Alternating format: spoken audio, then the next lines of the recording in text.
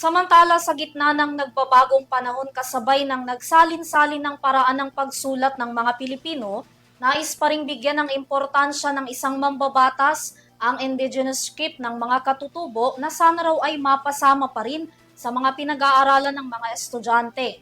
Kaya sa pamamagitan ng panukalang batas na isinusulong nito ngayon sa Kamara, bubuo ito ng polisiya kasama ang DepEd at CHED.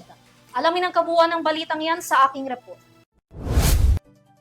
Isinusulong ngayon ni Quezon City 6 District Representative Marivic Copilar na tuluyang maipasa bilang isang ganap na batas ang House Bill 2297 na tatawagin din bilang Philippine Indigenous and Traditional Writing Systems Act. Sa ilalim ng panukalang batas, maisasama dapat sa asignatura ng mga paaralan sa elementary at high school maging sa kolehiyo at mga universidad ang indigenous script o katutubong paraan ng pagsulat ng mga Pilipino. Partikular na tinukoy sa panukala ang baybayin na mula sa Luzon, kulitan na mula sa Pampanga, badlit na mula sa Visayas, kuritan na mula sa Mindoro at iba pa. Bukod dito, dapat din na makabuo ang mga paaralan ng special courses para sa katutubong pagsulat.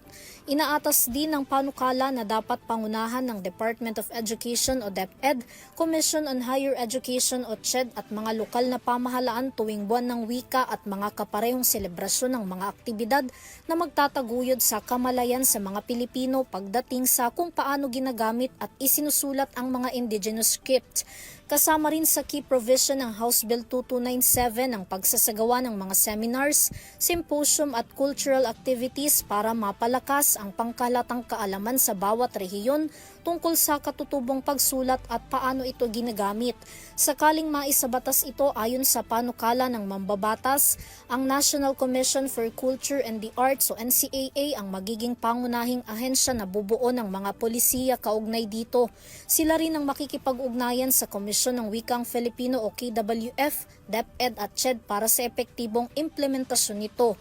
Ayon kay Pilar, ang paghahain niya ng panukala ay naglalayong protektahan, pangalagaan at ipreserba ang katutubong pagsulat ng mga sinaunang katutubo na nauna sa Pilipinas, gayon din para formal na maideklara bilang cultural treasures ang indigenous traditional writing systems. Suportado naman ang panukala ng Committee on Indigenous Cultural Communities and Indigenous Peoples. Samantala, matatandaan na una nang inihain ng panukala sa 19th Congress na inisponsoran ni na Congressman Mark Go at Congressman Greg Gasataya na naipasa sa ikatlo at huling pagbasa sa Kamara. Para sa EuroTV News, Vanessa Cleofas, sumasaludo sa bawat Pilipino.